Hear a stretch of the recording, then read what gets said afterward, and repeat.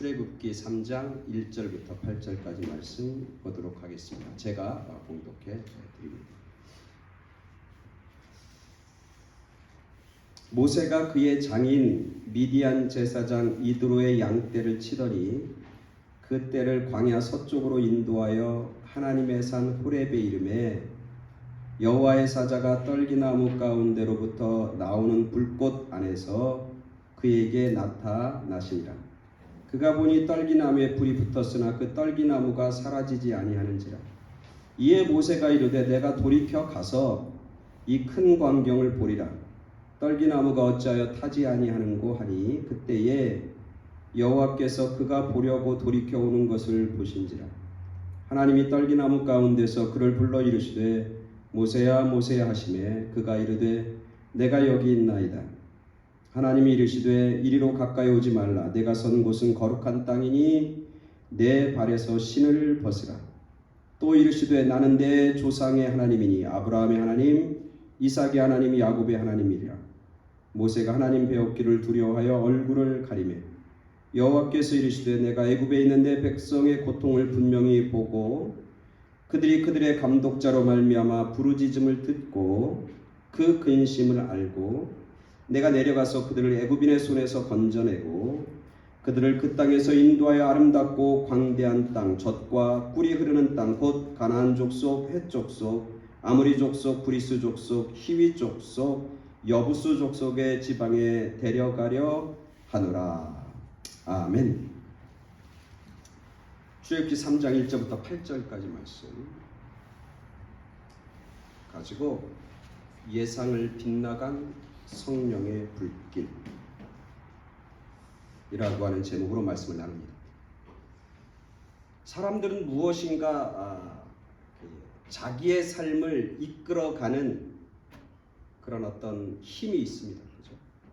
여러분을 살게 만드는 어떤 요소가 있다고 하는 거죠. 사람마다 다 틀릴 겁니다. 근데 철학자 루소는 인간들이 가지고 있는 어떤 육체적인 욕심과 욕망을 가지고 사람들이 살아가는 사람들을 이끌고 있는 그것을 분석해냈습니다. 그는 이렇게 얘기합니다. 인간은 10대에는 먹는 것에 이끌려서 산다는 거예요. 먹는 것. 20대에는 사랑에 이끌리고 사랑에 쫓아서 산다는 거예요. 30대에는 세상적인 어떤 쾌락을 쫓아서 산다는 거예요. 40대에는 자기가 이루고자 하는 어떤 욕망, 야심 이런 걸 가지고 살아간다는 거예요. 50대에는 물질과 돈에 이끌려서 살고 60대에는 사람들로부터 명예를 얻고자 명예심에 따라서 살아간다는 거예요. 그가 살던 시대는 아마 60이면 인생이 끝났는 모양이야. 그래서 70대, 80대, 90대는 없어. 근데 요즘은 뭐 70, 80, 90 뭐 이렇게 있는데 루소가 살던 시대는 아마 60이 거의 마지막이었는가. 그래서 마지막 인생은 뭐 때문에 산다? 사람들로부터 인정받고 명예 욕심에 따라서 이끌려서 산다. 그렇게 이야기합니다. 그렇다면 오늘 우리들 크리스찬들을 하나님의 백성들은 무엇에 의해서 움직이는 사람들일까? 우리 크리스찬들은 세상적인 어떤 욕심, 물질, 돈, 명예 이런 것에 의해서 이끌려가는 인생이 아니잖아요. 그죠? 우리 하나님의 백성들은 그러면 무엇에 이끌려서 살아가는 사람들인가? 무엇이 우리를 다스리고 이끌고 있는가? 그게 뭔 것 같아요? 어떤 사람은 말씀이라고 하기도 하고 어떤 사람은 기도라고 하고 어떤 사람은 주님이라고 하는데 한마디로 하면 뭐냐면 그게 바로 하나님의 영, 성령. 즉 하나님의 영에 의해서 하나님의 손길에 의해서 이끌려가는 삶, 그것을 쫓아가는 인생, 그게 바로 하나님의 백성들이고 크리스찬의 삶의 모습인 것이죠. 그래서 우리가 하나님의 백성이 됐고 우리가 믿는 믿음의 사람이 됐다고 하는 것은 이제는 내 삶을 이끄는 것이 세상적인 명예나 욕심이나 쾌락이나 돈이 아니라 이젠 내 삶을 이끄는 것은 오직 주님이십니다. 내 삶을 이끄는 것은 오직 하나님의 영, 성령입니다. 그렇게 고백하며 사는 삶, 그게 바로 오늘 우리들의 삶이고 크리스찬들의 삶인 것이죠. 사람들은 여기에 어떤 의문을 제시합니다. 뭐냐면 그렇게 세상적인 것이 아니라 하나님에 의해서 이끌려서 살아가는 삶은 결국 나중에는 아무것도 없는 삶이고 우리에게 고난이고 고통이고 아픔인 것 아닙니까? 라고 질문해요. 그러나 그것은 하나님에 대해서 잘 모르기 때문에 하나님을 진정으로 만나고 하나님을 아는 사람들은 하나님의 손길에 의해서, 즉 하나님의 영, 성령에 의해서 이끌려가는 삶이라고 하는 것이 얼마나 아름답고 얼마나 복되고 얼마나 평안한지를 알게 되고 그것을 누리게 되는 겁니다. 그래서 하나님의 삶에 내 삶을 드리고 맡기는 삶이 얼마나 복된 삶인지 깨닫게 되는 거죠. 그리고 그렇게 사는 삶을 살게 되어 있는 것이죠. 그래서 가능한 많은 사람들이, 많은 크리스찬들이 뭘 체험해야 되냐면 성령의 능력을 체험해야 합니다. 더 많은 사람들이 성령이 이끌어 주시는 이끌림에 의해서 그들의 삶을 살아가야 한다는 말이죠. 모든 크리스찬들이, 가능한 많은 크리스찬들이 성령의 열매를 맛보고 누리며 그렇게 살아가야 하는 겁니다.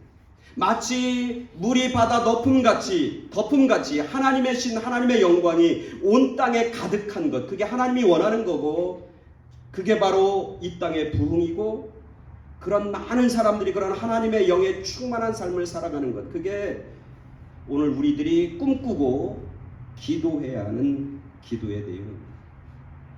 바라기는 우리 교회와 저와 여러분들과 또 여러분이 아는 많은 사람들과 여러분의 가정, 여러분의 자녀, 여러분의 일터가 이런 하나님의 영에 의해서, 하나님의 성령에 의해서 충만한, 그리고 하나님의 영에 이끌려가는 그런 귀하고 거룩하고 복된 인생이 되길 주님의 이름으로 축원합니다.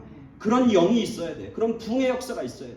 부흥이라고 하는 게 사람들이 많이 모이는 게 부흥이 아니고 사람들이 많다고 하는 게 부흥이 아니라 하나님의 영이 임한 곳이 부흥이에요. 그게 많은 사람이 있어도 아니면 적은 사람이 있어도 그것과 상관없어. 하나님의 영이 다스리고 하나님의 영이 충만한 곳, 그곳이 바로 부흥의 역사가 일어나는 것이고 그게 바로 우리 삶의 부흥인 것이죠. 그래서 성령의 불길은 가능한 많은 사람들이 모인 장소에서 일어나야 사람들이 그 성령에 사로잡히는 거죠. 가능한 많은 사람들이 그 사실을 보아야 되고 가능한 많은 사람들이 분명히 하나님의 역사인 것을 증거하고 체험해야 되는 것이고 가능한 많은 사람들이 경험하고 그래서 하나님의 부흥의 역사가 증거되고 나타나야 되는 것이죠. 그게 우리의 상식이고 우리가 원하는 거예요. 가능한 많은 사람들이 부흥을 체험하기를 원하고 가능한 많은 사람들이 성령의 역사와 열매를 체험하길 원하는 것이죠. 그런데 오늘 성경에 보면 우리들의 예상과는 빗나가는 사건이 벌어집니다. 오늘 성경에 보니까 하나님의 영이 나타나요. 성령이 나타난다고 그 모습을 아주 자세하게 기록하고 있는데 오늘 성경에 보니까 이렇게 나와요. 1절에 보니까 1절 한번 볼까요? 모세가 그의 장인 미디안 제사장 이드로, 그의 장인 이드로의 양떼를 치더니 그떼를 광야 서쪽으로 인도하여 하나님의 산 호렙에 이르매 거기서 하나님의 영을 만나는 거예요. 자, 모세가 하나님의 영을 만난 곳은 뭐라고 되어 있냐면 1절에 보니까 어디예요? 호렙이라고 하는 호렙산. 그곳은 어디라고 그랬어요? 광야 서쪽. 그러니까 하나님의 영이 임한 곳이 어디냐면 광야예요. 그리고 광야 가운데 있는 높은 호렙이라고 하는 산에, 그 산에 하나님의 영이 임합니다. 하나님이 그 가운데 임재한다고 하는 것이죠. 광야라고 하는 것은 아무도 없는 곳입니다. 광야라고 하는 곳은 척박한 곳입니다. 이 광야와 호렙산에 누구만 있는 거냐면 오직 모세만 있어요. 모세와 장인의 양떼들만 있는 거예요. 여기서 모세가 하나님의 영을 받고 성령을 충만하게 임하는 사건이 있는데 그 사건을 아무도 본 사람이 없어요. 그리고 그 사건을 증언해 줄 증인들도 없어요. 성령의 역사가 많은 사람들에게 드러나고 나타나야 하는 것이 우리의 상식이라고 하면 결국 이런 곳에서 하나님의 영이 나타나면 안 되는 거예요. 사람들이 모여있는 큰 도시, 이스라엘 백성들이 살고 있는 애굽, 어쩌면 더 화려한 그런 애굽의 왕궁, 그런 데서 하나님의 역사와 하나님의 영이 나타나야 수많은 사람들이 하나님은 살아계시구나, 야 정말 하나님이 나타나는구나, 하나님의 역사가 이렇게 드러나는구나, 그러면서 사람들이 하나님에 대해서 인정하고 그 하나님 앞에 무릎을 꿇고 고개를 숙일 거 아니에요. 근데 오늘 성경에 보면 하나님의 영이 나타나는 곳이 광야이고 아무도 없는 것이고 호렙이라고 하는 산이에요. 그래서 사실 성경에 보면은 모세도 걱정해. 뭐가 걱정하냐면 하나님이 나에게 임한 것, 하나님의 성령이 나에게 임한 것을 내가 백성들에게 가서 야 내가 하나님의 영을 받았어, 내가 성령이 충만해, 내가 하나님의 영 가운데 있어 라고 이야기하면 하나님의 백성들, 이스라엘 백성들이 그 사실을 믿을 거라고 생각해요? 믿지 못할 거라고 생각해요? 믿지 못할 거라는 거예요. 왜? 본 사람이 없으니까. 아무도 없으니까. 그래서 모세도 걱정하는 거예요. 왜 하나님은 모세에게 걱정을 주고 있는 것일까?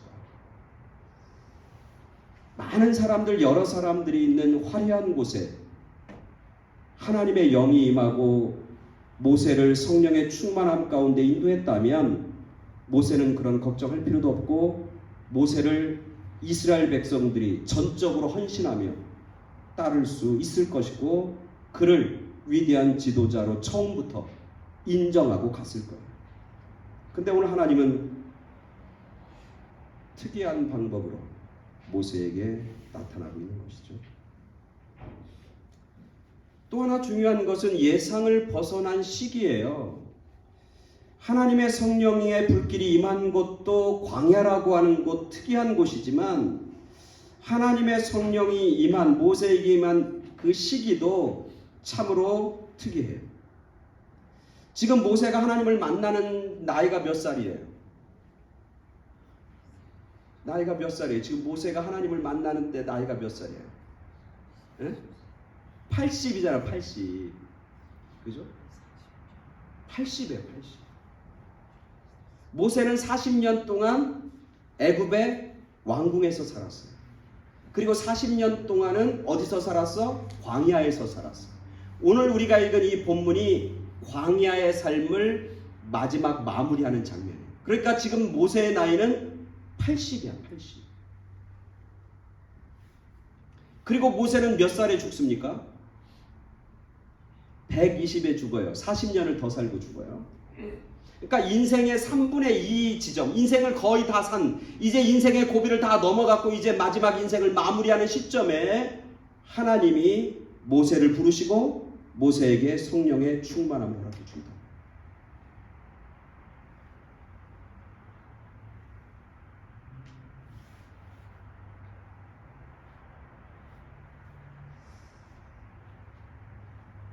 참 특이하죠. 모세의 전성기는 언제였냐면 바로의 왕궁에 살 때예요. 나이 40. 이집트 최고의 권력의 중심부에 살았고 최고의 교육을 받았고 꿈 많고 장래가 촉망되는 왕의 손자였어요. 그런데 그때 하나님의 영이 임했으면 아마 더 크고 더 위대하고 더 멋지게 하나님의 일을 해냈을 것 같아요. 근데 지금은 언제냐면 40년 동안 광야에서 이리저리 헤매던 모세라고요. 광야에서 양을 치는 목동으로 살아가는 이 모세에게 무슨 꿈이 있겠어요? 무슨 열정이 있겠어요? 삶에 무슨 의미가 있겠어요? 삶에 무슨 행복을 맛보고 있겠어요? 아니라고 봐요, 저는. 이 목동의 일을 막 정말 좋아서 너무너무 기뻐서 이 일을 감당하는 게 아니라 억지로 하는 거, 억지로.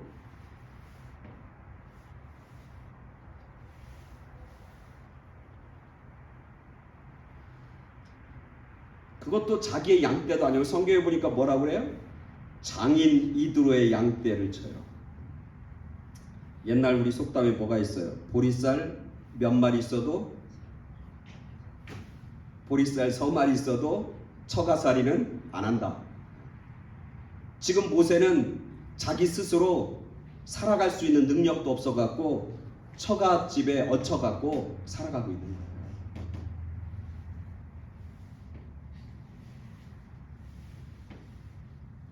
외로움 가운데 사는 거죠. 누구와 이야기 나눌 수도 없는 곳. 그러면서 자기의 삶을 후회하고 한탄하며 한숨 쉬며 사는 삶. 긍정적인 생각, 긍정적인 에너지보다는 부정적인 생각과 부정적인 에너지를 잔뜩 안고 살고 있는 80 먹은 모세. 나는 정말 이제 쓸모없는 인간이다. 나는 아무것도 아니다.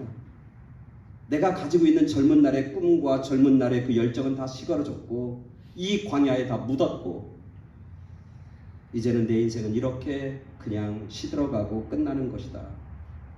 그렇게 생각했을 그때 하나님은 그에게 임합니다. 하나님은 모세 가운데 성령, 하나님의 영을 허락해 주시는 거죠. 차라리 왕궁에 살 때, 힘 있을 때, 능력 있을 때, 열정 있을 때, 그리고 자기 민족에 대한 그런 애정과 국률함이 있어서 사실 모세가 꿈꿨던 게 뭐예요? 이 백성들을 이 땅, 이 고난당하는 이 땅에서부터 내가 이들을 건져내고 구원하리라고 하는 그런 모세의 열정이 있었어요. 그때 그 열정 가운데 기름을 붓듯 하나님의 영이 그들 가운데 임하면, 모세 가운데 임하면 더 큰 역사를 이룰 수도 있겠다라고 하는 생각을 우리는 떨쳐버릴 수가 없는 거죠. 근데 하나님은 그렇게 사용하지 않아요. 그 시기가 아니라 광야에서 홀로 외롭게 살아가던 이 모세, 80 먹은 모세에게 오늘 하나님은 나타나고 성령은 그 가운데 임하게 되는 것이죠. 또 하나 오늘 성경에 보면서 깨닫는 건 뭐냐면, 특이한 건 뭐냐면 성령이 임하는 방법에, 오늘 성경에 보니까 2절에 보니까 2절 한번 볼까요? 자, 2절 다 같이 한번 읽어보겠습니다. 2절 다 시작. 여호와의 사자가 떨기나무 가운데로부터 나오는 불꽃 안에서 그에게 나타나시니라. 그가 보니 떨기나무에 불이 붙었으나 그 떨기나무가 사라지지 아니하는지라. 떨기나무가 어떤 나무인 줄 아세요? 딸기나무 아니에요. 이거 떨기나무예요. 우리 이 동네에 이 많아요. 우리 동네 옛날에 이렇게 바람 많이 불고 이럴 때 무슨 가시 이렇게 덤불 같은 거 막 프리웨이에 막 다니고 그러잖아요. 그죠? 보셨어요? 이렇게 덤불 같은 거. 그게 이 떨기나무예요. 가시나무.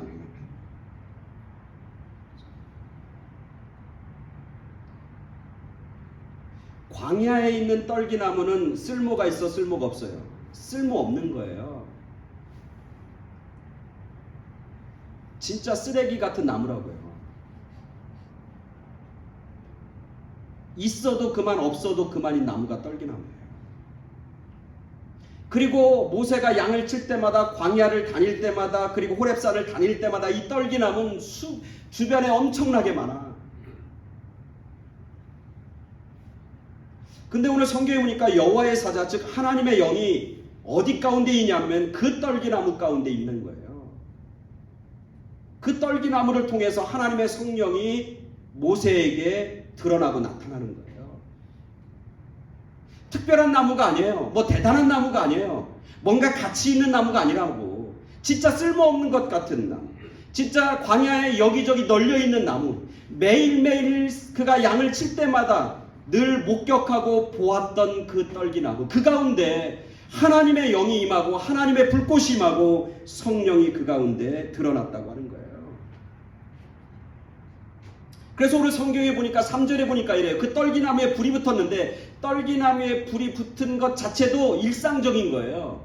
우리 바람 많이 불고 막 건조할 때 뭐예요? 그런 불 나다가 금방 없어지잖아요. 그죠? 그러니까 3절에 보세요. 불이 붙었는 거예요. 근데 이에 모세가 이르되 내가 돌이켜 가서 이 큰 광경을 보리라. 떨기나무가 어찌하여 타지 아니하는고 하니 그때, 자 여기 있어요. 모세가 떨기나무를 봤는데 그냥 일상적으로 맨날 보는 그런 떨기나무인 거예요. 그리고 거기에 불이 붙었는데도 모세는 그거에 관심 없어요. 왜? 늘 그렇게 불 붙고 있다가 꺼지고 불 붙고 있다가 꺼지니까. 그래서 그 떨기나무, 불 붙은 떨기나무를 통과한 거예요. 그죠? 그러니까 3절에 보니까 이에 모세가 이르되 내가 다시 돌이켜 가서 지나왔는데 다시 돌아가서 내가 이 광경을 보리라. 다시 볼래. 이상하다? 떨기나무에 불이 붙었는데 왜 없어지지 않지? 그 불이? 금방 있다 없어지는 건데 왜 떨기나무가 타지 않지? 왜 불이 그냥 그대로 있는 거지? 의아한 생각이 드는 거예요. 그래서 다시 돌이켜서 불 붙은 떨기나무를 향해서 걸어가고 있는데 그때 하나님의 음성이 들리는 거죠. 여호와께서 그가 보려고 돌이켜 오는 것을 보신지라 하나님이 떨기나무 가운데서 그를 불러 이르시되 모세야 모세야 하시매 그가 이르되 내가 여기 있나이다.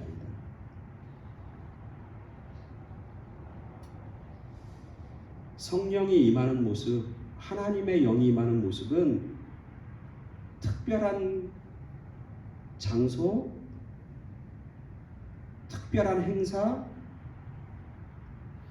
어떤 특별한 사건을 통해서도 역사하시지만 오늘 본문에서 보여주는 의미는 매일 만나는 사람들 속에서, 매일 일하는 노동의 현장 속에서, 매일 반복되는 일상 속에서 성령의 불길이 임하고 성령의 불길이 나타난다고 하는 사실입니다. 하나님의 성령의 충만함, 하나님의 영, 성령의 불길을 체험하기 위해서 어떤 특별한 장소, 특별한 기도원, 화려한 어떤 예배당, 교회에 갈 필요가 없다라고 하는 사실을 보여줍니다. 내가 매일 드리는 예배 가운데, 내가 매일매일 일어나서 기도하는 그 기도하는 가운데, 기도하는 시간 가운데, 내가 매일매일 노동을 치고 일하는 그 현장 가운데, 오늘 모세가 40년 동안 매일 한결같이 걸어다녔던 그 광야와 호렙산 속에서 성령의 불길은 붙었고 하나님은 모세를 부르시고 있는 모습을 보게 됩니다. 일상성 속에서의 특별함, 평범한 삶 속에서의 비범함, 이것이 하나님의 영 성령이 임하고 성령의 불길이 타오르는 방법이라고 합니다. 이건 우리에게 큰 도전이면서 소망을 주는 겁니다.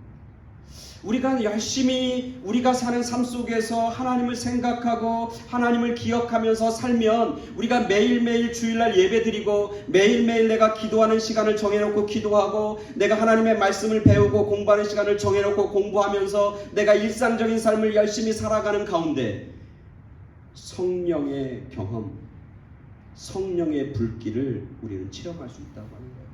비록 그것이 별로 그렇게 화려한 것도 아니고 별로 우리가 보기에 그렇게 굉장한 대단한 어떤 시설인가나 특별한 어떤 시설이 아닌 것이어도 하나님의 영은 그 가운데 임한다고 하는 거예요. 광야에 떨기나무 가운데 임한다고 하는 것이죠. 전 세계 하나님의 성령의 역사, 성령의 불길이 타오르는 그 성령의 충만함을 경험하는 부흥의 역사가 많이 있습니다. 그 중에 대표적인 게 웨일즈라고 하는, 영국의 웨일즈라고 하는 곳에서 일어난 성령의 역사예요. 1904년이에요. 이 웨일즈의 부흥운동이 왜 그 세계사 속에서 또 선교 기독교 교회에서 왜 중요하냐면 이 1904년 웨일즈 성령의 역사 부흥운동이 누구에게까지 영향을 미쳐요? 우리 한국 조선에까지 영향을 미쳐요. 그래서 1907년 평양 대부흥 대성령의 역사의 시발점이 된 게 1904년 웨일즈 운동이에요. 그래서 이 웨일즈 성령운동, 1904년에 불었던 이 웨일즈 운동은 그 성령의 불길이 웨일즈라고 하는 작은 곳에서, 영국의 작은 시골 마을에서 일어났지만 그 불길이 결국은 전 세계, 특별히 우리 한국에까지 그 불길이 번지는 놀라운 역사를 경험하게 됩니다. 근데 그 웨일즈 부흥의 역사는 누구로부터 시작하냐면 이반 로버츠라고 하는 젊은이로부터 시작돼. 그 당시 20대. 이반 로버츠, 20대의 청년이에요. 이 사람의 직업이 뭔지 아세요? 뭐 하는 사람인 줄 아세요? 광부였어. 광부.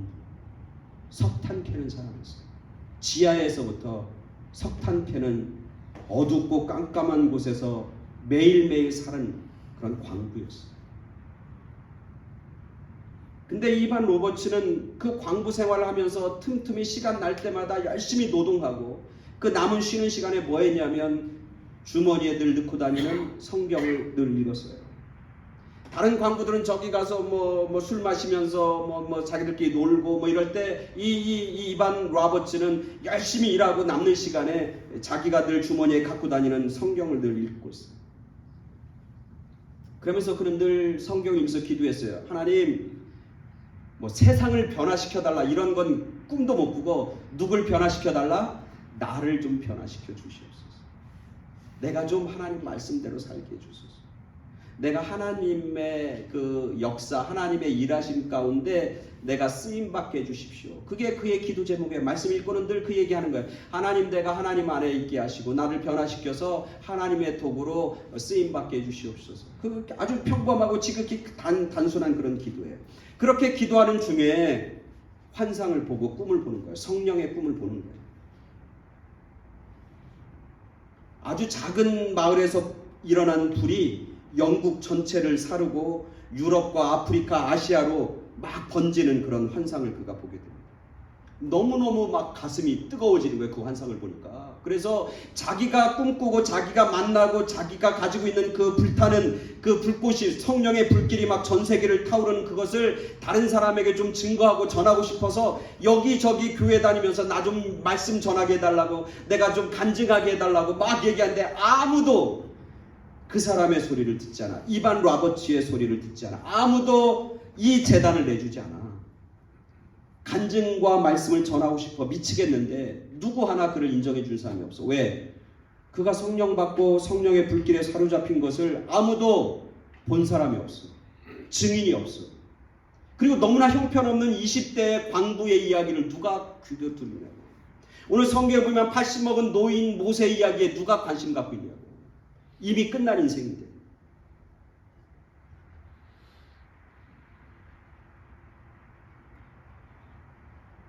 그런데 어떤 한 교회에서 그를 간증하라고 하는 기회를 줍니다. 거기서 그의 간증을 들은 사람은 몇 명이었냐면 17명이었어요. 17명. 목사를 포함해서 17명. 지금 우리 교회보다 우리 교회 참 절반 정도밖에 안 돼요. 17명이 모여서 이반 로버츠의 그 간증을 듣기 시작하는 거예요. 그가 말씀을 전합니다. 그 말씀은 아주 심플해. 뭐냐면 첫 번째는 뭐냐면 모든 죄를 하나님 앞에 고백하십시오. 두 번째는 하나님 앞에 부끄럽고 좋지 않은 습관을 제거하십시오. 끊으십시오. 성령님의 인도하심에 즉각 아멘으로 순종하십시오. 네 번째 마지막은 그리스도를 증거하기 위하여 다른 사람들에게 가십시오. 너무나 심플한 설교예요. 이 얘기를 듣고는 거기 있는 17명이 다 무릎 꿇고 눈물 흘리며 회개하기 시작합니다. 그 설교는, 그가 그런 설교와 간증은 그곳에서 그 한 번으로 끝나지 않아. 거기 있는 사람들이 떠나질 않아서 계속 말씀을 전해달라고 해서 그곳에서 얼마를 전하냐면 한 달 동안 전해요. 그리고 그 이야기를 들은 수많은 영국 사람들과 웨일스 사람들이 그곳에 찾아오고 그의 이야기를 듣고 회개하기 시작합니다. 5개월이 지났을 때는 그 웨일즈에 있는 10만 명이 회개하고 예수 그리스도를 믿게 되는 것이고, 그리고 더 나아가서 그 부흥의 물결, 성령의 물결은 결국 아프리카로, 노르웨이로, 그리고 우리 한국 1907년 평양 부흥으로 이어져 왔던 것이죠. 아주 별 볼 일 없는 20대의 광부, 아무도 알아주지 않는 그 한 사람, 그 사람을 통해서 성령의 불길은 임하게 되고 하나님의 역사는 드러나고 있는 것이죠. 오늘 말씀과 아주 흡사하죠. 오늘 말씀 속에서 모세를 그럼 왜 그런 나이 많은 나이에 나이가 80이 됐을 때 그리고 광야에서 호렙산에서 1904년 이 이반 로버츠라고 하는 광부를 통해서 그리고 그가 혼자 있을 때 그를 하나님은 그렇게 부르시는 것일까? 예상에 빗나가고 아주 뜻밖의 방법으로 하나님은 그를 부르시고 이들을 사용하고 성령의 불길을 그들 가운데 허락해 주는 것일까? 왜 그럴까? 그 이유는 너무나 간단해요. 왜냐하면 이 모든 일을 많은 사람들을 통해서 일하는 게 아니라 하나님이 주관하시고 하나님이 이끄신다고 하는 것을 보여주시기 위해요. 하나님 자신의 방법대로 하나님 자신의 때에 하나님이 선택한 사람, 그 사람이 어떤 사람이든지 상관없어. 그 사람을 통해서 하나님이 역사한다고 하는 사실을 온 세상 가운데 드러나길 원하시는 거예요. 즉 하나님의 성령과 하나님의 은혜는 하나님의 이끄심과 주도 가운데 있다는 것이고 하나님의 선물이고 하나님께 속한 것이고 그리고 하나님께서 모든 것을 다스리시고 이끌어 가신다고 하는 거예요. 무엇을 위해서? 하나님의 사명을 위해서. 그래서 오늘 성경에 보니까 이렇게 하나님께서 모세를 하나님의 때에 하나님의 장소에 하나님의 사람인 모세를 부르시는 거예요. 우리가 해야 할 일은 사모함을 갖는 거예요. 우리가 원하는 것은 기다리는 거예요. 우리가 원하는 것은 하나님이 성령의 역사가 내 삶 가운데 나타나고 드러났으면 참 좋겠다. 내가 하나님의 사람으로 하나님의 능력으로 하나님의 위대함을 드러내는 조그만 도구가 됐으면 좋겠다라고 하는 희망과 기대를 가지고 매일매일 살아가는 거예요.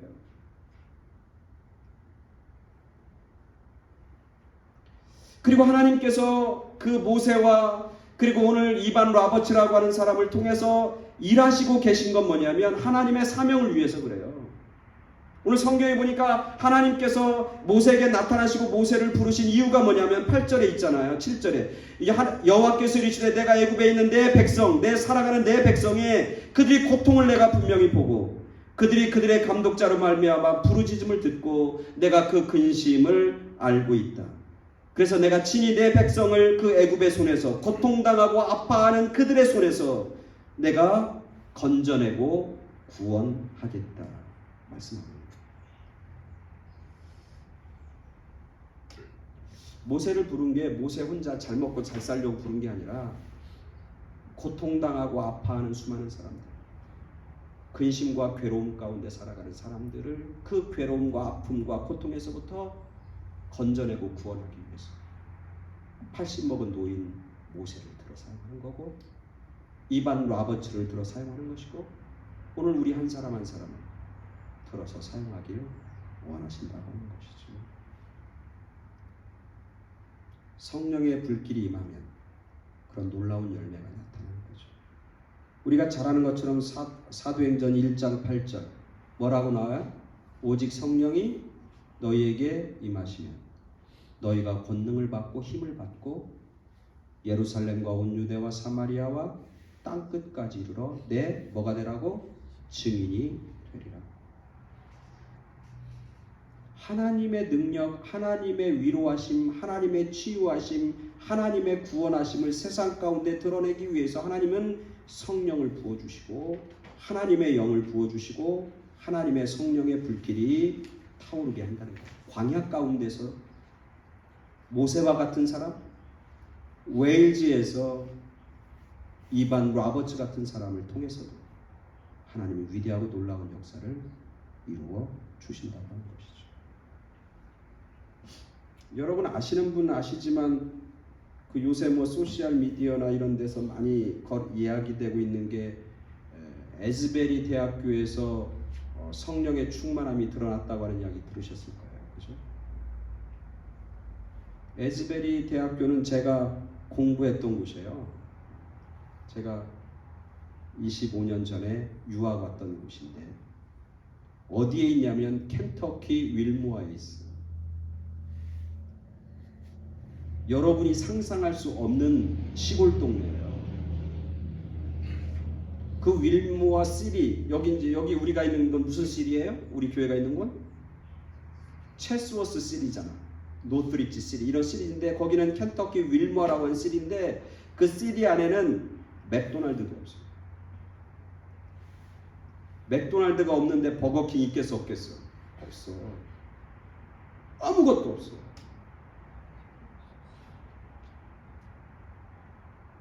유일하게 프랜차이즈 식당으로 들어와 있는 곳은 뭐가 있는 줄 아세요? 예? 서브웨이 하나 있어. 서브웨이.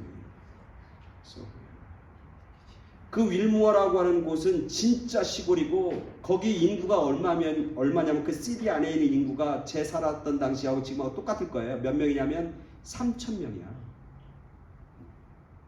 어느 도시인지 상상이 가요? 차들이 다니는 도로보다는 말들이 많이 다니는 곳이에요. 말들.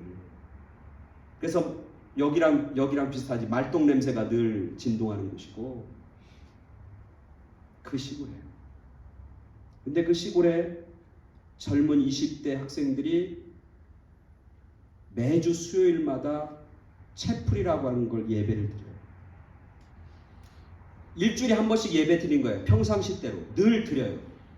그 채플을 드리지 않으면 나중에 졸업을 못하니까 매주 수요일마다 예배 드리는 거예요. 지난 2월 첫째 주 수요일 2월 8일이에요. 2월 8일에도 학생들이 강당에 다 모인 거예요. 모여서 예배 드리는 거예요. 채플에 예배 드리는 거예요. 그때 그 목사님이 그 채플린이라고 하는 그 학교의 목사님이 말씀을 전했어요. 그 말씀의 내용은 뭐 아주 단순한 거예요. 뭐냐면 하나님이 여러분을 사랑하십니다. 여러분이 하나님의 사랑을 느끼고 체험해야 합니다. 여러분들이 여기서 예배 끝나고 기도하면서 하나님의 사랑을 체험하길 원합니다. 그리고 그 하나님의 사랑을 갖고 이 채플을, 이 예배당을 떠나길 원합니다. 그 하나님의 사랑을 사모하면서 여러분 기도하십시오. 그러면서 예배를 끝냈어요.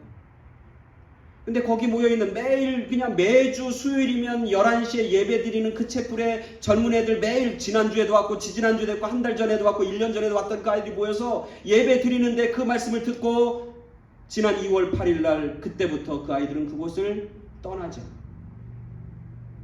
기도하기 시작해요. 몇몇은 다 나갔고 몇몇 사람들은 남아서 울면서 기도해요. 하나님, 내가 하나님의 사랑을 체험하길 원합니다. 내가 하나님의 사랑을 경험하지 않고는 내가 이곳을 떠날 수가 없습니다. 그러면서 간절히 눈물을 흘리면서 기도하기 시작해요. 그러니까 거기서 예배드리고 일상적 예배드리고 떠났던 사람들이 다시 오늘 성경 떨기나무 가운데 불이 붙은 걸 보고 모세가 그냥 지나쳤다가 이거 아닌 게벼 하면서 다시 돌아와서 떨기나무를 자세히 보면서 하나님의 음성을 들은 것처럼 채플을 나갔던 아이들이 이 채플 가운데 저 기도하는 아이들 소리를 들어보니까 나도 기도하고 싶은데 라는 마음이 막 동하니까 채플 나갔던 아이들 수업 시간 이제 수업 들으러 갔던 애들이 한두 사람씩 다시 모여들기 시작합니다. 그래서 그 예배가 그곳에서 계속돼요. 그 다음 날도 그 다음 날도 몇 주? 3주 동안 3week 모든 강의를 다 휴강하고 그곳에서 매일 24시간 찬송하고 기도하고 그리고 말씀 듣고 말씀 나누고 하면서 3주 동안 그곳에서 계속해요. 밤새도록. 그 이야기를 듣고 그 윌무와 3,000명밖에 살지 않는 그 시골에 수만 명이 모여들기 시작하고 그 채플에 들어갈 수 없으니까 그 캠퍼스에 있는 잔디 광장이나 그곳 여기저기서 붙들고 기도하고 말씀 나누고 그리고 찬양하는 그런 역사가 끊이지 않고 있는 거예요.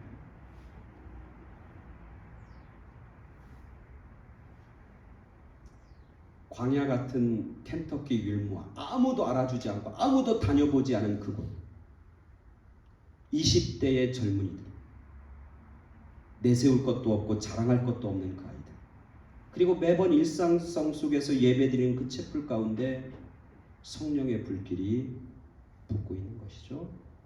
그리고 그들은 모두 다 고백합니다. 이제는 하나님의 사람으로 살겠다고, 성령의 다스림 가운데 살겠다고 결단하면서 그들이 여기저기 대학 캠퍼스로 떠나기 시작합니다. 그리고 그곳에서 자기들이 체험하고 자기가 경험한 그 성령의 역사를 간증하고 말씀을 전하기 시작합니다. 그래서 켄터키에 있는 수많은 대학에서 예배가 살고 젊은이들이 다시 모여드는 그런 놀라운 역사가 나타나게 되는 것이죠. 미국의 역사 속에 이런 성령의 역사, 영적인 각성, Spiritual Awakening이라고 하는 역사는 아주 많이 나타나요. 이 에즈베리 대학교 칼리지도 이번이 처음이 아니고 1970년도에 이런 역사가 똑같이 나타나요. 그 채플에서. 그때도 수많은 젊은이들이 모여서 일주일, 2주일 동안 눈물 흘리면서 예배드리고 찬송하다 그 젊은이들이 다 거기서 결단합니다. 그리고 그들이 미 전역으로 흩어지고 전 세계로 흩어지면서 교회를 세우고 교회를 부흥시키게 되고 1970년대 미국의 부흥운동을 이끕니다.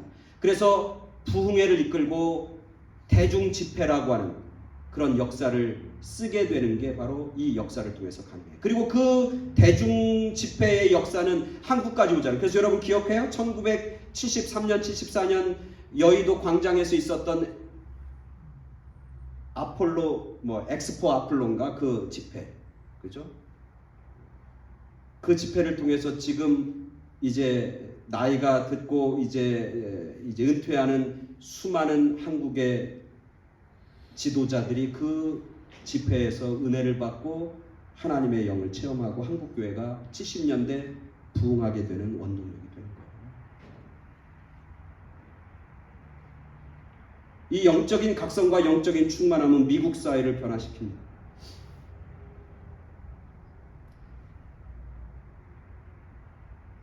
1700년대 중반, 1800년도 초반에 있었던 미국의 대부흥운동,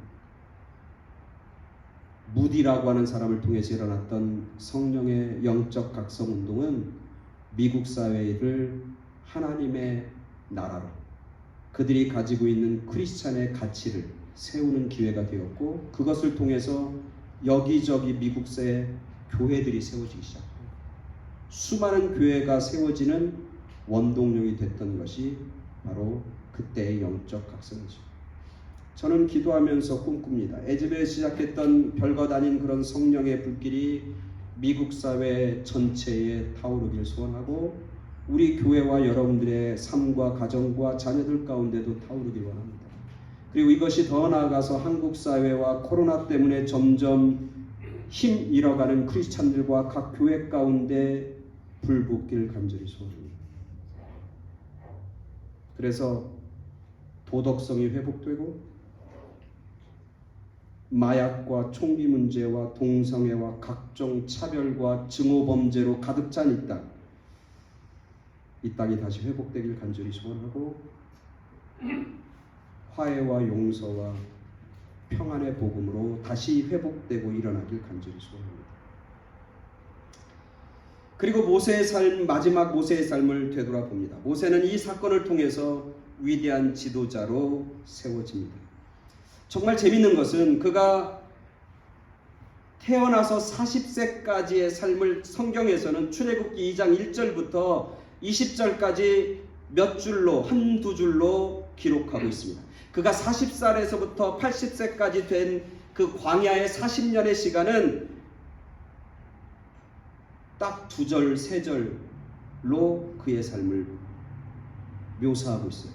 모세는 하나님 만나는 82전까지의 삶, 그가 그냥 열심히 살든 열심히 살지 않던 그 40년의 삶, 80년의 삶은 성경에 몇 줄로 표현하고 있어요. 몇 줄 인생인 거예요.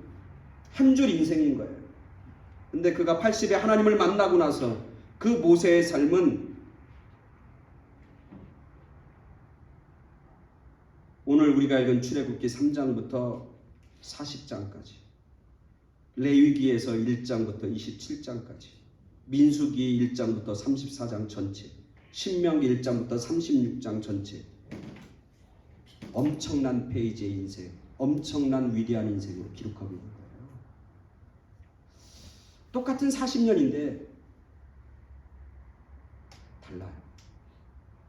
우리가 열심히 최선을 다해서 인간적으로 세상적으로 사는 것 같지만, 그래서 40평생 60평생 70, 80 산 것 같지만, 하나님 입장에서 하나님과 동행하고 성령의 충만함이 없이 살았던 인생은 하나님이 보실 때는 아무것도 아닌 거예요. 한 줄로 끝나는 거예요. 어쩌면 한 줄도 없어. 그냥 사라지는 연기야. 그러나 성령과 함께 하나님과 함께 동행한 그 삶은 똑같은 시간, 똑같은 인생이라 할지라도 하나님 안에서 엄청나고 위대한 기적의 역사를 만들어내는 삶이었고, 하나님께서 그것을 귀하고 복되게 여기시는 삶이었고, 하나님의 이름으로 세상 가운데 나타나고 증거하는 삶이라고 하는 사실입니다. 그래서 성령의 충만함과 하나님과 함께 살아가는 삶은 복된 삶이고 의미 있는 삶이고 하나님께서 기뻐하시는 삶이고 하나님께서 인정하는 삶이라고 하는 것이죠. 한 줄 인생으로 살아가는 삶이 아니라 수십 수백 페이지의 아름다운 이야기를 써가는 그런 성령 충만한 인생, 하나님과 함께 동행하는 그런 능력 있는 그리고 의미 있는 여러분의 삶이 되길 간절히 축원합니다. 아멘. 다 같이 기도하겠습니다. 하나님, 당신을 사모합니다. 세상의 다른 어떤 것을 기대하거나 바라지 않고 그것보다 더 소중한 주님을 기다리고 주님을 기대하고 주님을 붙잡기 원합니다. 매일매일의 삶 속에서 주님을 생각하며 살게 하시고 주님을 기억하며 살게 하시고, 그래서 성령 하나님의 은혜가 나와 우리의 가정과 우리의 일터와 우리의 자녀들 가운데 드러나게 하여 주시옵소서. 그래서 우리의 삶이 고통과 아픔과 부르짖음과 그리고 병들어가는 인생이 아니라 하나님 앞에 회복되고 하나님의 도구로 강하고 위대하고 놀랍게 쓰임받는 그런 인생들이 다 될 수 있도록 축복하여 주시옵소서. 예수 그리스도 이름으로 기도드렸사옵나이다.